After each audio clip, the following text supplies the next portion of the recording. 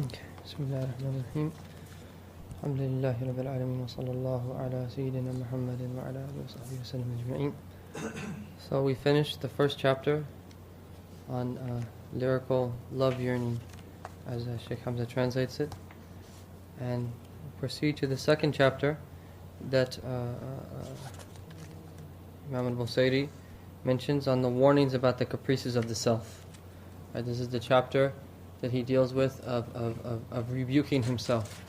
And you see the wisdom that Imam al-Busayri chose to make the second chapter, that about the warnings of the caprices of the self, is that he is ultimately preparing himself to praise the Prophet Muhammad sallallahu alaihi wasallam, right? And he is therefore rebuking his soul, such that by rebuking his soul, when he is ready to pray upon the Prophet Muhammad sallallahu alaihi wasallam and praise him, they will be so in a pure way.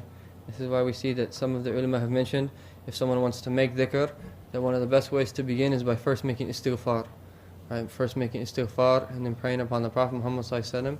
So this is a purification process where actually when someone to lead to someone to beginning of making the dhikr of Allah subhanahu wa ta'ala. So he begins by saying that فَإِنَّ أَمَارَتِ بِالسُّوءِ مَتَّعَضَتْ مِنْ جَهْلِهَا بِنَذِيرِ الشَّيْبِ وَالْهَرَمِ. That the self of mine that drives me to err has turned a blind eye to gray hair and approaching old age. And then he calls his this lower self that calls incites to evil is the nafs al-ammara bis-su'. Now, in the nafs ammaratun bis-su'i illa ma rahima rabbi. The ayah in the Quran that says that verily that the lower self incites to evil, except that which my Lord has had mercy upon. This is Sayyidina Yusuf alayhi salam is the one who said this. Right, so this nafs that calls someone to evil, he says, this self of mine that drives me to err. Right, it drives him to err by calling him to evil. And this is the first level of the soul. There's 7 levels. And the first level is the nafs al-ammara bis-su'. That someone's soul calls them to do evil things. The nafs doesn't want to pray. It likes to just take part in worldly pleasures, and sometimes even worldly pleasures that are haram. It's constantly inciting them to do evil, and if you want it to do something good, it will rebuke you. It will try to oppose you. If you want to start waking up for tahajjud, it will oppose you. If the thought comes to the heart to start taking classes to learn Arabic or something, it will oppose you and try to become lazy. So, right, and this is the first level. Right, and the next level is the nafs al-lawwama, right? وَلَا أُقْسِمُ بِالنَّفْسِ اللَّوَّامَةِ. Right, that Allah swears by the nafs al-lawwama, the reproaching soul. This is the second level of the nafs, that one have a nafs that he reproaches it. Right, when these thoughts come to the heart, right, the first level is just evil, right, and this is what many people are. And the next step that when he has these thoughts that come from the nafs, that he opposes them, right, that he starts to say no, right, he starts to reject, right, that which came to him, right, and that's from iman. Right, and this is why we see some of the Sahaba came to the Prophet Muhammad ﷺ and said that they were having thoughts from the devils that were so great to them that they'd rather be buried in the earth, right, from these thoughts that were coming to his heart, right, and then the Prophet Muhammad ﷺ, Allah wajadtaha, right, have you not found them? Have you found them? Right, they said, yes, O Rasulullah. He said, ذَلِكَ مِنْ صَمِيمِ الْإِيمَانِ. That is from the essence of faith. Right, that someone has a bad thought come to his heart and that he dislike it. Right, that's from the essence of faith. It's a proof that person is a believer. Right, so the third level is the nafs al-mutma'inna, right, where Allah says in the Quran, Ya ayyatuha al-nafs al-mutma'inna, ilji ila rabbiki radiyatan mardiyya. O tranquil soul, return to your Lord, radiya, mardiyya, right, pleasing and well pleased, right. So that this is the third level, and then there's 4 more, where it ends in the one has a nafs kamil, right? And there's a book translated into English, translated by Mustafa al-Badawi, The Degrees of the Soul, right? That details like what are the signs of each step of the soul on the way, right? يَجْمَعُهَا مَنْ لَا عَقْلَ لَهُ. The only people that gather it are the people who don't have aql, who don't have intellect. And then Jibreel said, ثَبَّتَكَ اللَّهُ بِالْقَوْلِ الثَّابِتِ. That Allah has strengthened you with the firm word. All right, and so the idea here is that the point of the bait, the line of poetry, is he said that these mountains of gold showed themselves to the Prophet Muhammad sallallahu alaihi wasallam. right? But he showed them, right, what he was truly about, which is absolutely no desire for the dunya, right? They offered him to be they offered him to be the king in the famous story that everyone knows. They offered him to be marry any woman that they had, right? But what he said is he said that, would you put the sun in my right hand, the moon in my left? I would never leave this affair, right? I would rather die. Death is first before leaving this affair that I am on, right? So this was his one of his greatest attributes, sallallahu alaihi wasallam, right? Was that he had zuhud, he had complete lack of concern for the dunya. Right? And of his sunnah is that he would not go to sleep at night, sallallahu alaihi wasallam, until he had given away 100% of his wealth, right? That there was times that he would have a small portion of money and he had realized it, and he quickly hastened to give away everything that he had before bed, right? And then we see that his inheritors, right, have a portion of that, right? Sayyidina Abu Bakr as-Siddiq when they're about to go to war, one time Sayyidina Umar first of all brought 50% of his wealth, right? The Prophet Muhammad ﷺ asked him, he said, what have you left for your family? And he said that I brought 50% of my wealth and left 50% for them. When Sayyidina Abu Bakr as-Siddiq came, he brought 100%. Right? And so that peoples will do these things according to the strength of their iman. Right? So it's upon all, these are signs and lessons for everyone to ask himself, what have I done? What have we done for the deen of Allah? What have I done for the deen of Allah? What have I done to benefit the Muslims? Right? There's a hadith that says, "Man lam yahtam bi amr al-muslimin falaysa minhum." That he who doesn't concern himself with the affair of the Muslims is not from them. Right? So we have to look and see that what have we done for the sake of the deen? Right? What have we done to give victory? Right? And to further home the point, he says, وَأَكَّدَ الزُّحْدُ فِيهَا دُرُورَتُهُ إِنَّ الدُّرُورَةَ لَا تَعْدُ عَلَى الْإِسْمِ. That the extremity of his needs only confirmed his freedom from desire. Need never overshadows virtue that is firmly rooted. Right? So he says here that normally people in times of need do things that they don't normally do. Right? If someone is in a state of extreme hunger, right? That it's even permissible in Sharia in states of extreme hunger to eat certain things that are not normally permissible. Right? So normally people in times of extreme need do things that they don't normally do.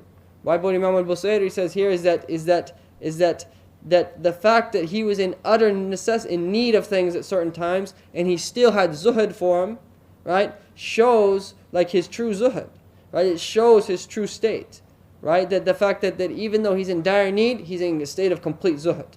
Normal people, when they're in dire need, they do things. But the Prophet Muhammad ﷺ increases in zuhud.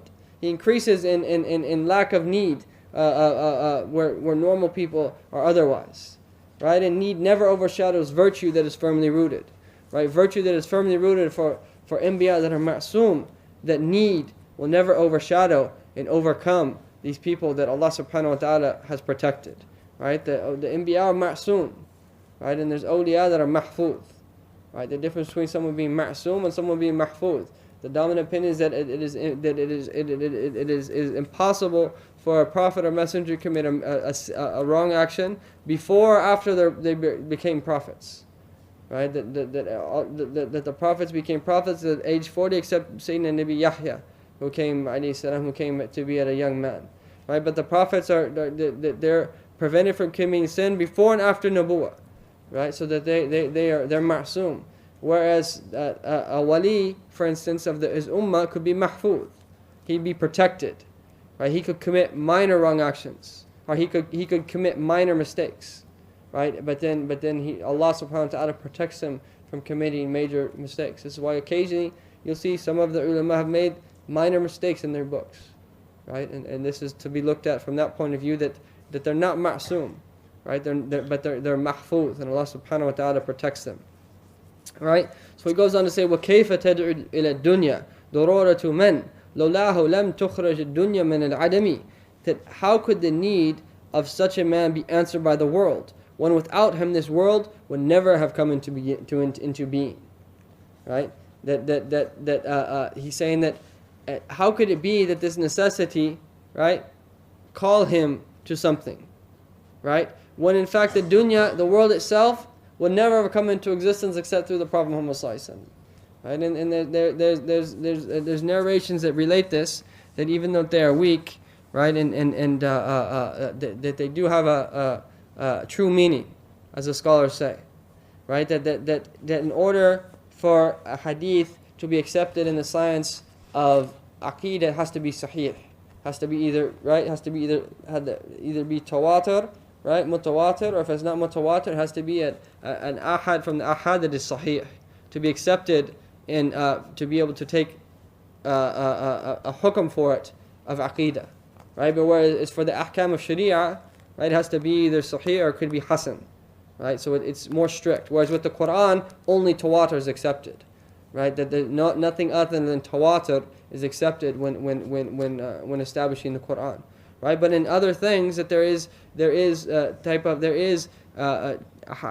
that the scholars have said are not well authenticated, that they might be da'if, right? But it's by almost consensus of the scholars, with the exception of a few, that it's permissible to act with a weak hadith in certain times, right? When it's related to fada'il al-a'mal, right? About doing just things that are meritorious, right? When it's related to that. But a hukm shari'i is not taken from a hadith as well authenticated. So that, as some of the scholars in Yemen have said, that there's a wisdom, while some of the hadith, which I will mention, of the scholars have said that they're weak, right? And the wisdom is that when it's a weak, it doesn't make it an obligation for someone to believe in, right? It doesn't make it obligatory shar'an for someone to believe that. Right? If someone makes inkar of something that is mutawatir, right, that it's kufr. It takes someone outside of the framework of Islam. Right? This is why one of the most there's a hadith and there's masail of fiqh that if someone denies them, it actually removes them outside of the deen of Islam. This is the danger of people not seeking knowledge. Right? If anyone denies the fact that prayer is an obligation, right? Anyone denies the fact that khamr is haram to take, right? That this right? It's one thing to do it, right? But it's another thing to think that it's permissible to do, right? These things have been established, through tawatur. So when you're denying these things, it's like you're denying something that the Prophet Muhammad ﷺ has brought, right? So he's saying that there's a narration that is mentioned that when Sayyidina Adam alayhi salam asked Allah subhanahu wa ta'ala forgiveness by the haqq, by the right in the rank of the Prophet Muhammad sallallahu alaihi wasallam, and then Allah subhanahu wa ta'ala said to him, he said that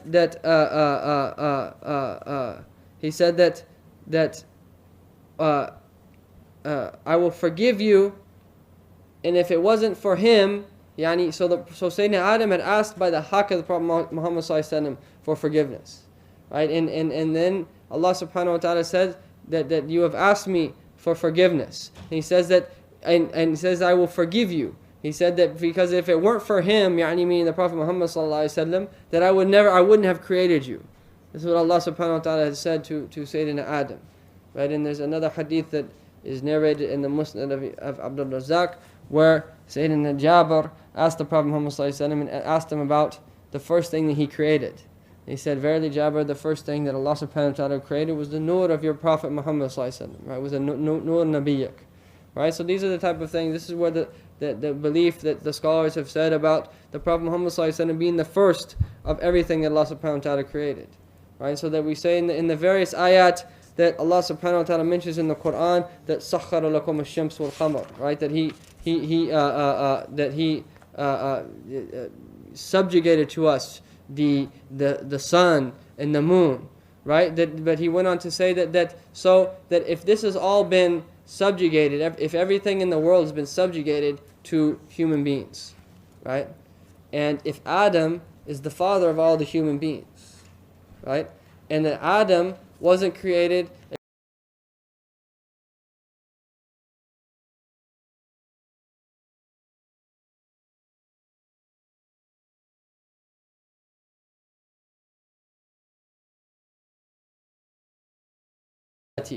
that I didn't praise the Prophet Muhammad ﷺ with what I have said. وَلَكِنْ مُدِّحَتْ مَقَالَتِي بِمُحَمَّدِ. Rather, what I have said is praised because of the Prophet Muhammad ﷺ has been mentioned in it.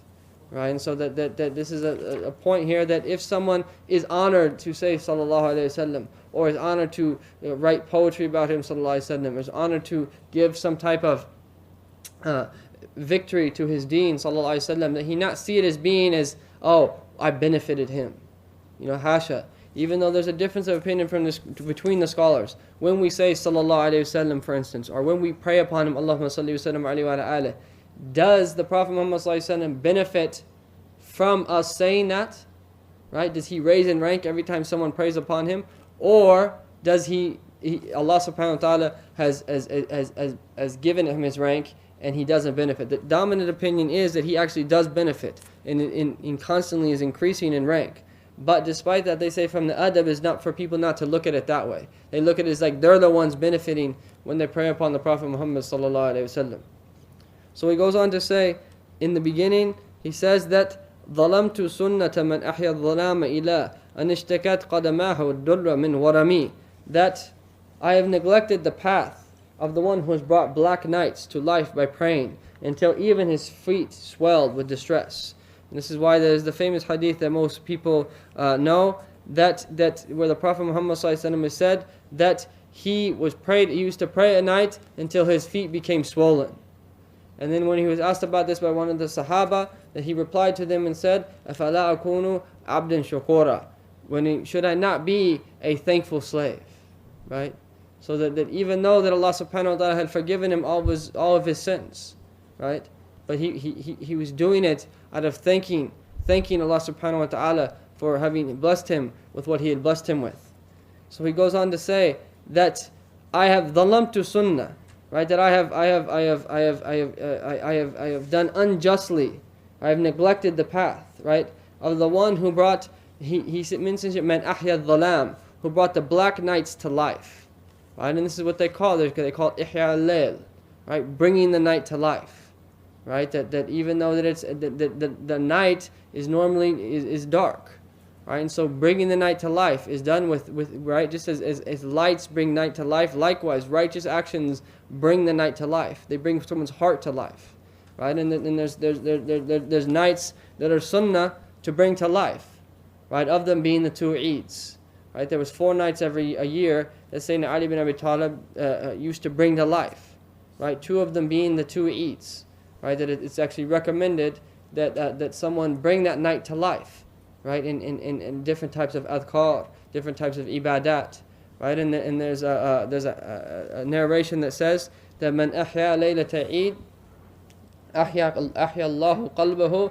yawma tamutul qulub, that he who brings to life the 2 days of Eid, the 2 nights of Eid, that Allah subhanahu wa ta'ala will bring his heart to life, right, on the day of judgment, right? So this is something that a person who is important to him to have this tijara ukhrawiyah, right? This religious trade, right? It's important for him to search these times out, right? Just as normal merchants look for the time when certain goods come, and they look for time when, right, that nowadays that they look for Eid time, and then the price doubles sometimes for selling sheeps, right? Likewise, people who have religious concern, they look for the times, right, where the reward is doubled and tripled, and they look for the time where there's special benefit, right? And they take advantage of those times. That's a sign of iman, right? So if someone knows that a dua ما بين الإقامة وما بين الأذان والإقامة الدعاء لا يرد, that it's not rejected, that supplication is not rejected from what is between the adhan and the iqamah. So they hasten to make that time where they take their needs to Allah, right, in those times where dua is mustajab, right? And so that people that are concerned with their akhirah, that they focus on the times that is most beloved for Allah subhanahu wa ta'ala, for them to do those things in it, and they put everything in its most beloved time, right? This is why you see in places like Tarim is that there's after Asr is the time when they study the books of Tasawwuf, and this time here, right? And when asked about that, they say that after Asr is the time where the arzaq al-ma'nawiyah are passed out. The spiritual sustenance is supposed to be passed out, right, by the angels at this time after Asr. Right? Whereas the arzaq al-hissiyah are passed out after Fajr, right? So that every time has a time, right? So they study the tasawwuf in a certain time. They study fiqh in a certain time. They read Quran in a certain time. They make istighfar at a certain time, just before Maghrib, right? That they make sure to try to stay up after Fajr until Ishraq, right? So there's immense reward in doing things in certain times. And the person who's enlightened and desires to get close to Allah subhanahu wa ta'ala will choose these times to do in each and every single time that which is best to do. So he goes on to say, وَشَدَّ مِنْ صَغَبًا أَحْشَاءَهُ وَالطَّوَاء تَحْتَ الْحِجَارَةِ كَشْحًا مُتْرَفَ الْأَدَمِي. That to quell his hunger, he tightened his midriff by strapping stones to his soft sides and strong ribs, sallallahu alaihi wasallam. Right, so he says here that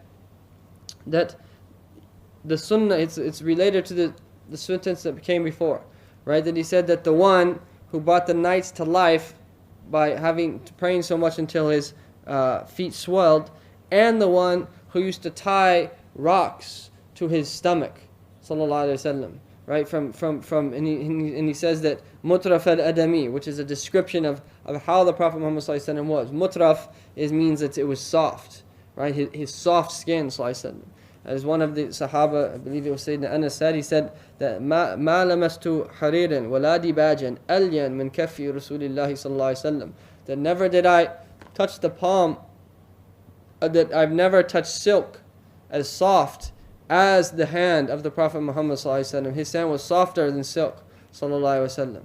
Right, and so here that we see that not only sallallahu alaihi wasallam did he suffered, right, along with them. And this is when in the battle when they're building the Khandaq, that in the battle of the trench, that the Prophet sallallahu alaihi wasallam was working with them, and his shirt had lifted up, sallallahu alaihi wasallam, and some of the Sahaba saw that he had a rock tied to his stomach, right?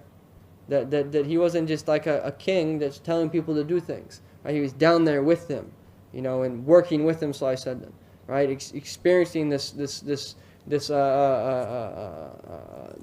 difficulty with them, right? And so that he had saw that the Prophet Muhammad sallallahu alaihi wasallam had this rock tied to his noble chest, sallallahu alaihi wasallam, right? And there's another hadith that says, some of them say, the commentators of the Burdah say that how could that be?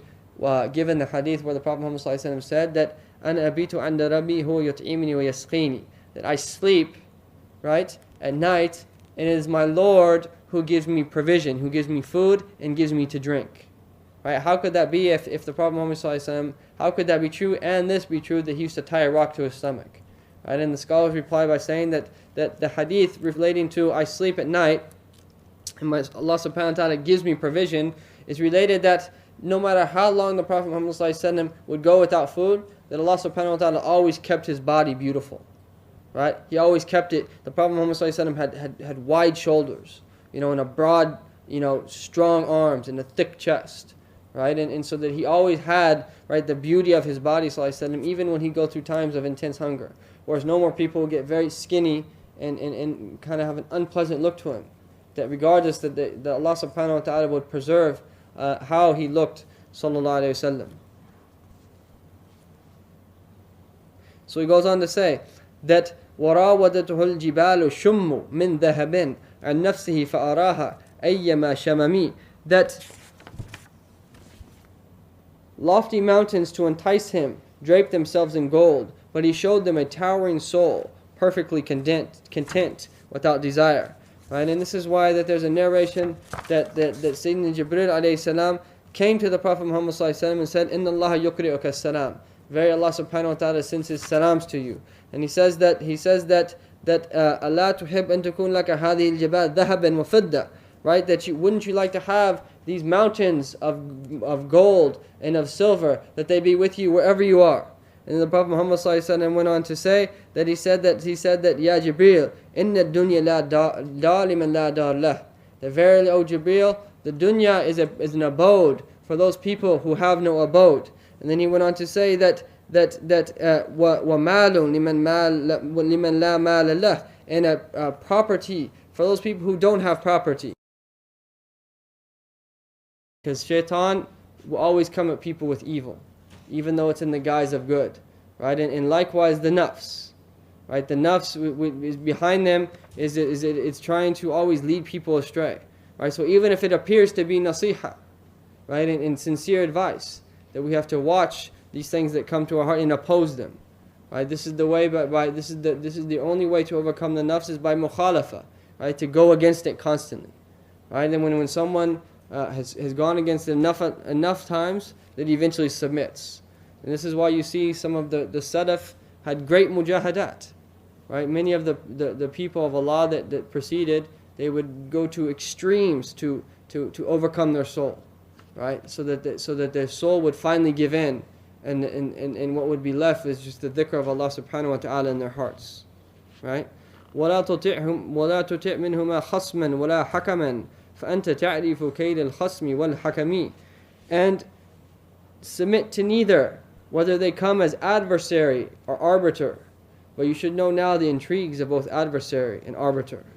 Okay, so he says that whether they come at you as an opponent, or they come at you as someone that looks like he's going to judge in your favor, he said, regardless of how they come at you, he said, be aware, for what is behind them is something else. He said, you should know now the plots of the arbiter and the judge and the adversary, right? And so the thing is here is that this is a whole science, right? As one of the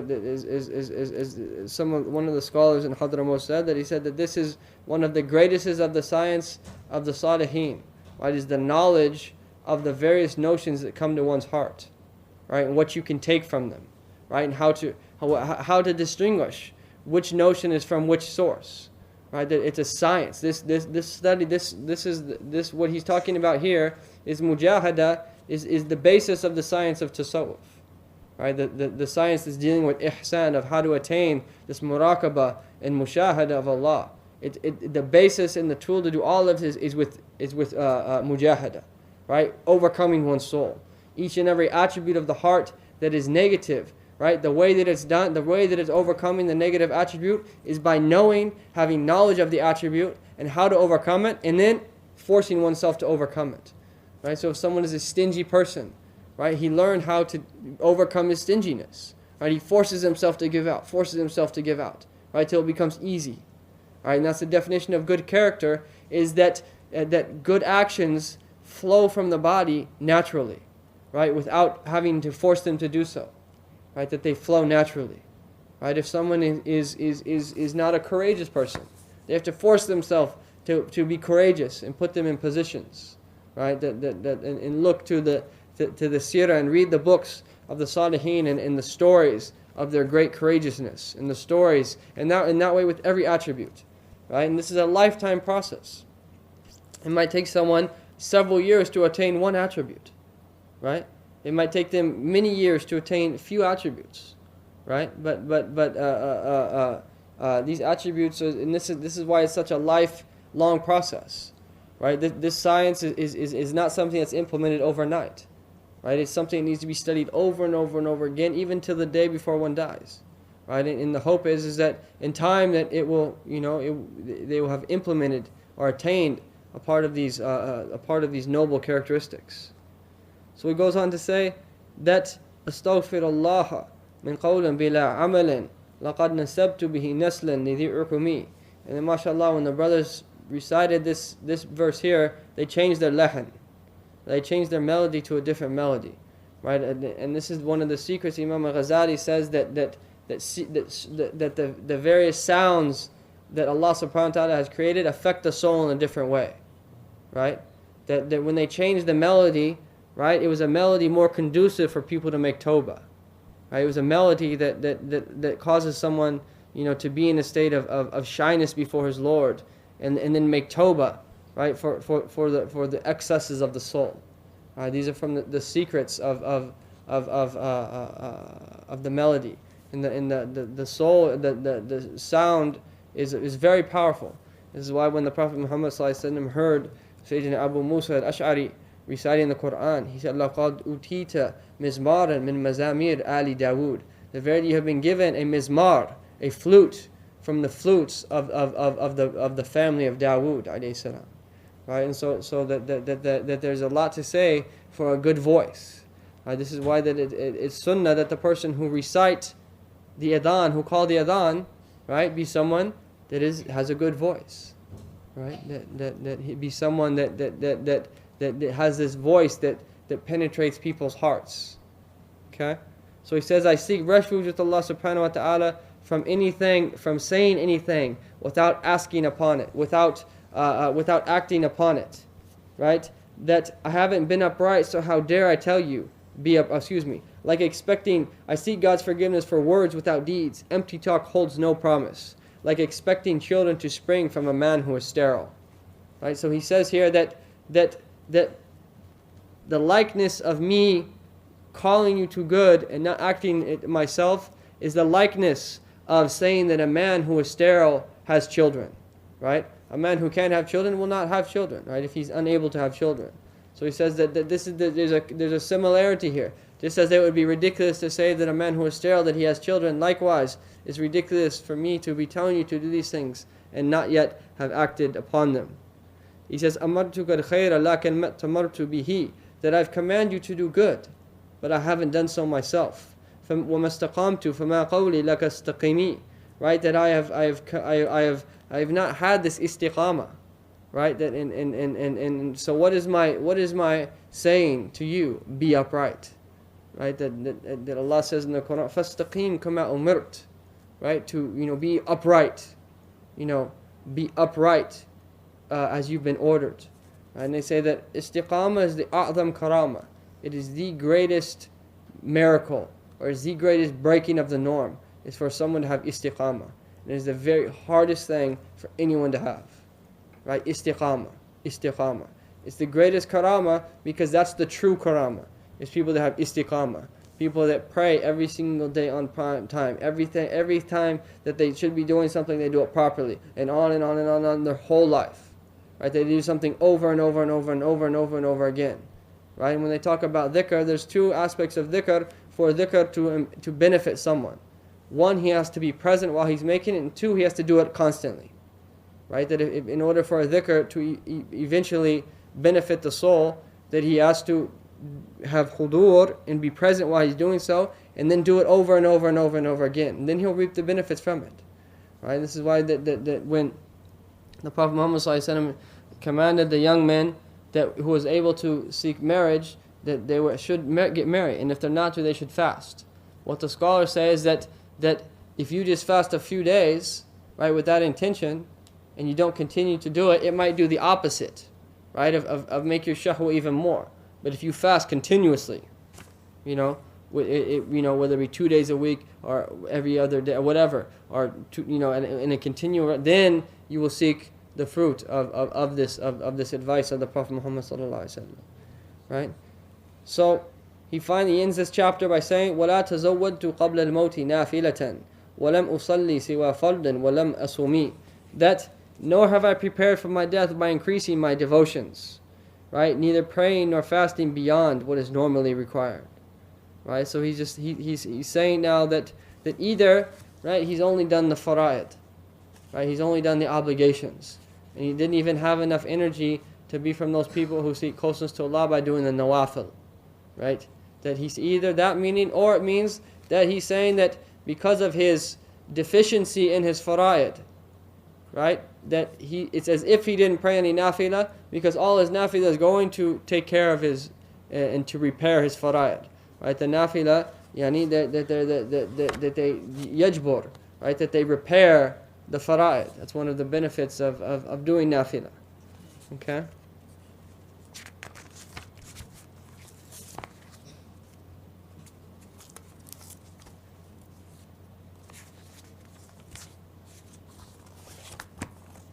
So he goes on to the third fasl.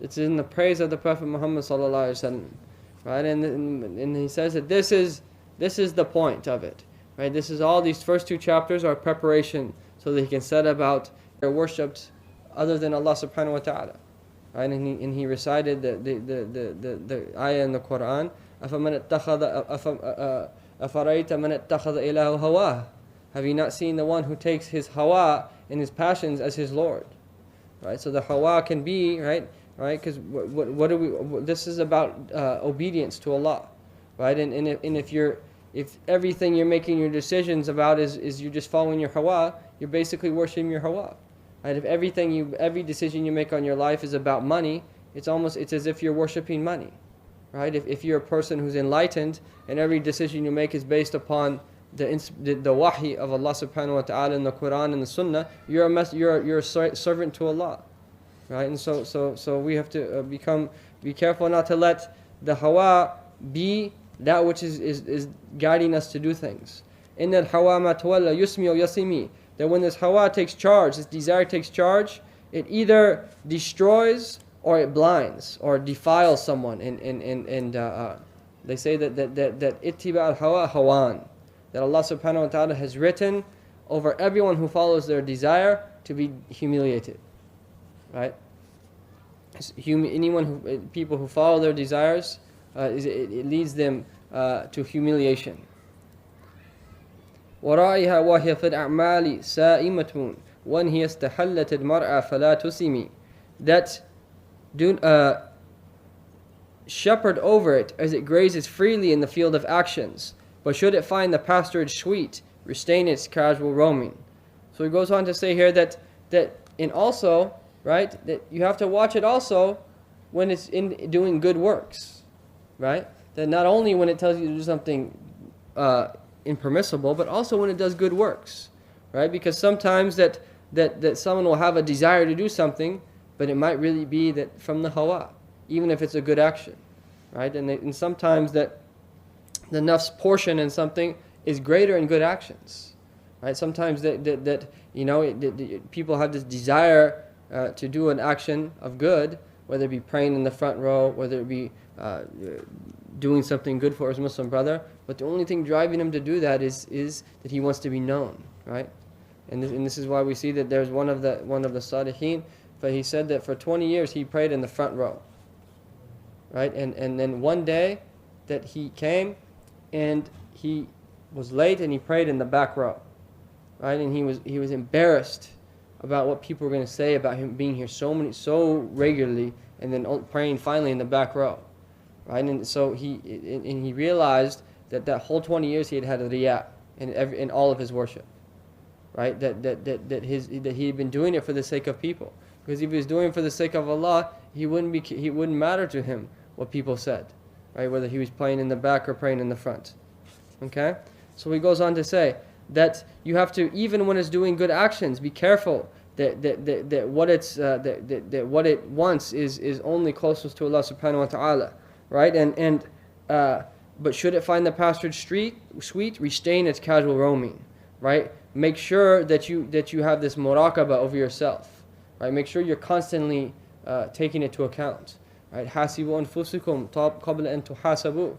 Take yourselves to account before you are taken to account, right? And those people that take themselves to account constantly in the dunya, that Allah subhanahu wa ta'ala will give them a light reckoning, if any, on Yawm al-Qiyamah, right? So we have to be people that constantly take ourselves to account for the things that they do. So he goes on to say that كم حسنت لذة للمرء قاتلة من حيث لم يدري أن الصم في الدسم, that how often it has found some deadly pleasure delightful, not knowing that poison lies in hidden cream, right? So this is saying that this is what the nafs does, right? This is the whole test that Allah subhanahu wa ta'ala has given us, right? That some following the lower desires there's pleasure in that, right? But he's saying that there could be your destruction behind following one of these lower desires, right? So that how many times has this self made some type of pleasure beautiful to someone, right? But behind it it's qatila, right? It's deadly, right? Man haythu lam yadri, because the man didn't know that verily there was poison, right, in cream, right? Or you can imagine as there, for instance, being a cake that looks beautiful to eat, right? But there's poison inside of it, right? So that it looks beautiful, right? But there's poison inside of it. This is the tricks of the nafs. It makes it look beautiful.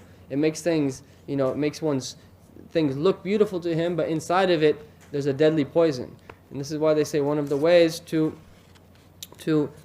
fight off the lower passions of the nafs is to, as Imam al-Ghazali says, bring to mind like someone is giving you a cake to eat, right? But inside of that cake, that they've unloaded a lot of their mucus into the middle, right? Outwardly, people are going, this is tasty, sweet, and this type of thing, right?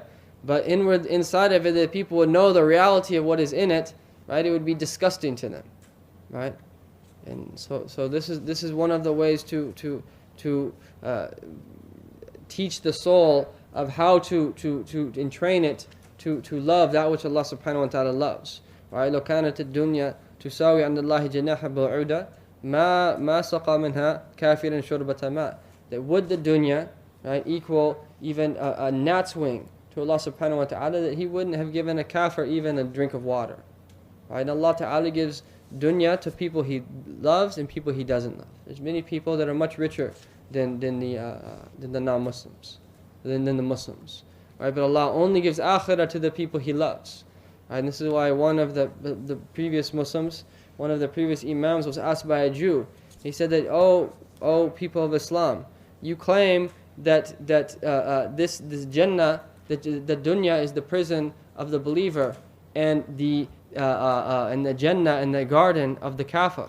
He said, why is it then that I'm going through so much poverty, right? And you have more, and there's many Muslims that are in a more easier condition than me, right? And the Imam responded to him by, he said that for the believers, this compared to what we've been given in the akhirah, right, is like a prison, right?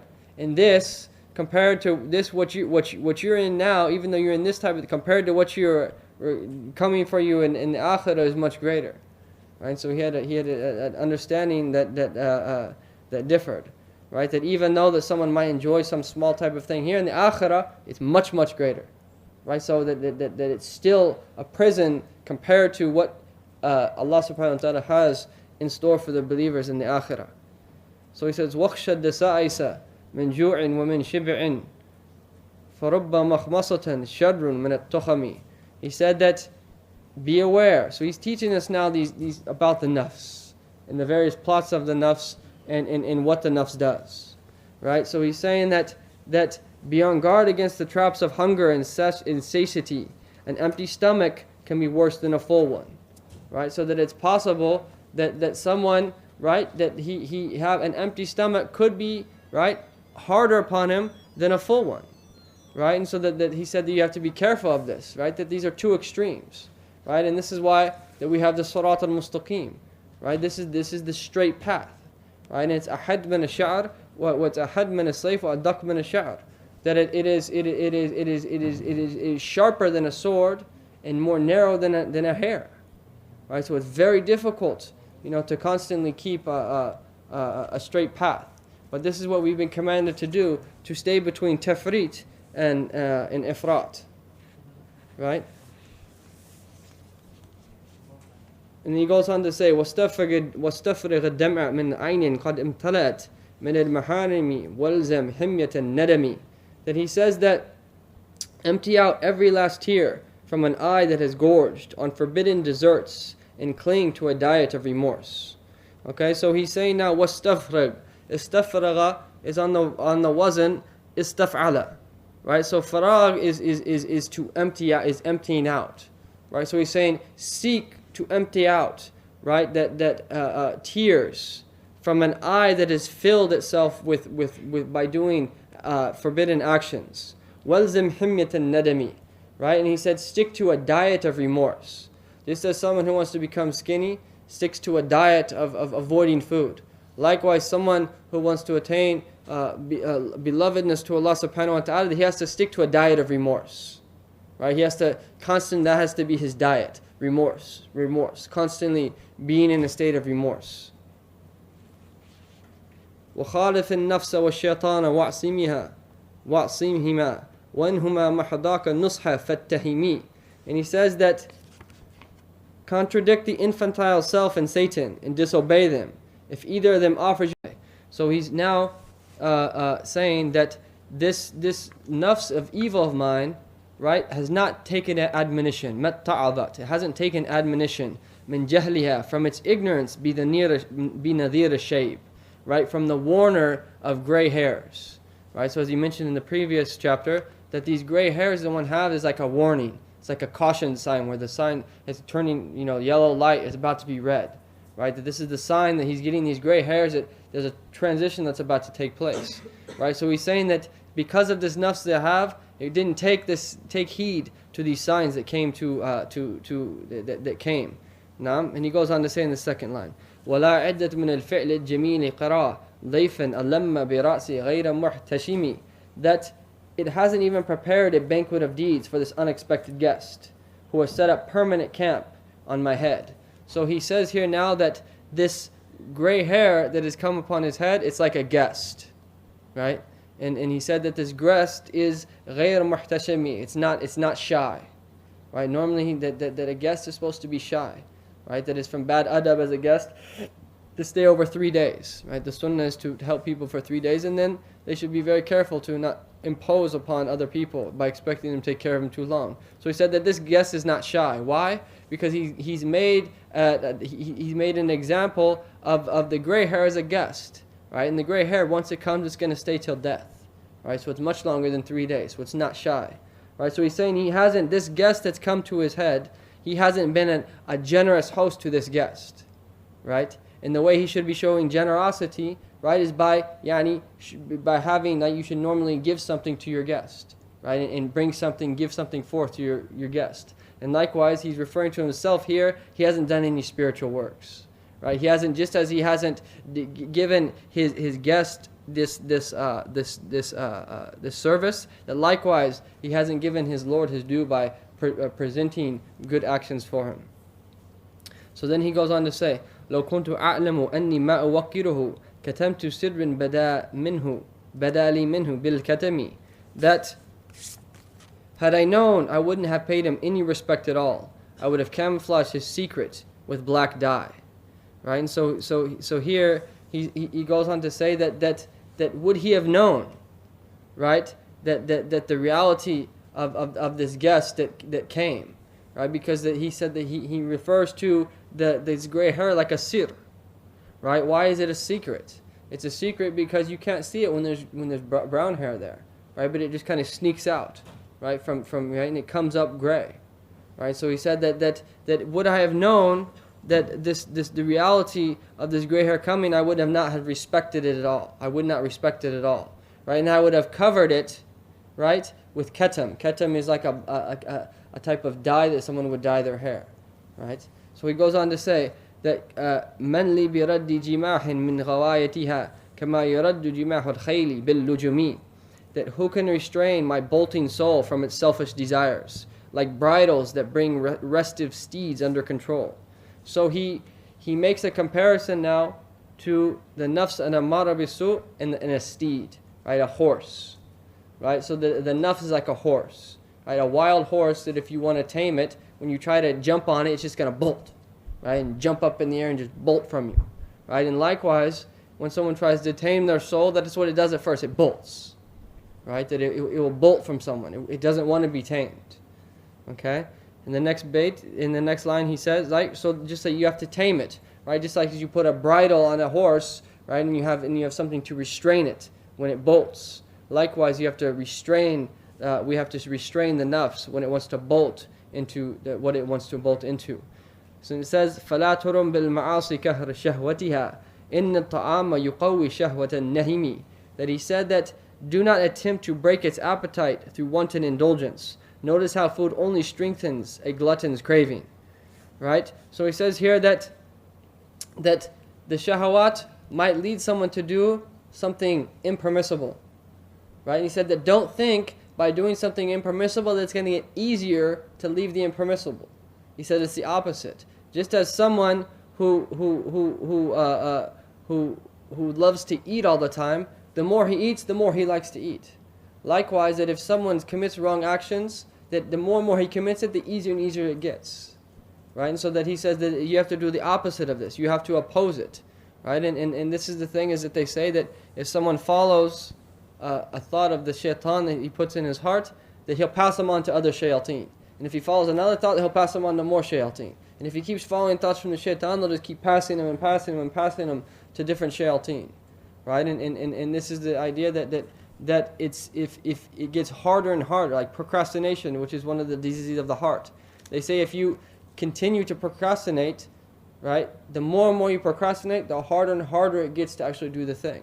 This is why the people of Allah would hasten to do a right action if it came to their heart to do something. They'd hasten to do it.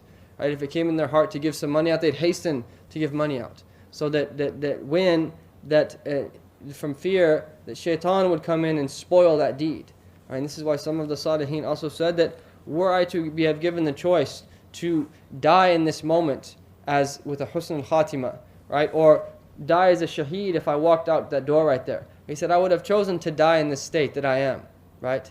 He said, because verily I don't know what's going to happen to my heart from the distance from here to the door, right? And so the point is that the self, right, is like a horse that needs to be bridled, right? And if we don't bridle it, that it just keeps running until we actually bridle it. And then he goes on for a further description of this nafs. وَالنَّفْسُ كَالطِّفْلِ إِن تُهْمِلْهُ شَبَّ عَلَىٰ حُبِّ الرَّضَاعِ وَإِن تَفْتِمْهُ يَنْفَطِمِ. That the self is like an infant. Right, here's another example of the self. Right, it's like a horse and an infant. If you leave it, it will grow up loving to suckle. Right? But if you wean it, soon it will lose its desire for the breast. Right? Just as the nafs is like an infant. Just as an infant, right, it's very difficult for them. They cry a lot, profusely, when you first try to wean them from nursing. Right? That they could be nursing and they don't get bored when they're nursing. They could do it for long periods of time. Right? And likewise, the self is the same way. That when it gets used to following its lower passions, right, it's like the infant that's used to the nursing. Right? And that as long as right, and if you don't ever wean the child, right, he'll just always grow up to be, have this childish instinct. Likewise, the nafs is the same way. If you don't ever wean the nafs from its lower desires, that it will always remain a child. And this is why that some of them have said that not all men with beards are men, right? That Imam al-Ghazali says in one of his books that only a true man is someone who's overcome his lower desires, right? A man that hasn't overcome his lower desires is not a true man, right? A man that would just just eat all day or beat his wife, right? Those aren't men, right? Right? True men are someone who overcome their lower soul, right? Because it takes courage to do so, right? Only someone with courage can overcome their lower desires, right? And so he says that this we have to wean our souls from these desires that it's holding on to, right? And if you work hard to wean it, eventually it will become weaned, right? It will go from disliking acts of obedience to loving them, right? That anyone who studied and tasted the sweetness of the knowledges of Sharia, right, he just can't get enough. He continues to study. He wants to study all of the time because there's a shahwa there, right? There's some of the previous scholars have said that he was so into studying that when the angel of death came, he didn't even realize that he had come, and they saw him in a dream later and asked him how he had died. Right? And one of the scholars, Sheikh Abdul Fattah Abu Ghudda, mentions in one of this book, As-Safahat As-Sabr, that he mentions a story that one of them had so much love for knowledge that when the angel of death came, he said he barely even felt his ruh being taken from his body because he was so immersed in this knowledge, right? And this is what happens with people that you have to just change the shahwa. You can't. Human beings will never be able to get rid of their shahwa and their passions. They just have to be diverted to good things, right? And they have to be diverted to enjoying doing good works. So he goes on to say that فَصْرِفْ هَوَاهَا وَحَاذِرٍ تُوَلِّيَهُ إِنَّ الْهَوَا مَا تَوَلَّى يُسْمِي أو يَصِمِي. That divert the self-desires and avoid empowering it. Whenever desire takes charge, it either destroys or defiles. Right? So we have to, again, we can't get rid of it, we just have to divert it. Right? And we have to be careful to let the hawa be that which is looking over us, that which we follow. And Sayyidina Ibn Abbas said that the hawa, the passions, are a god that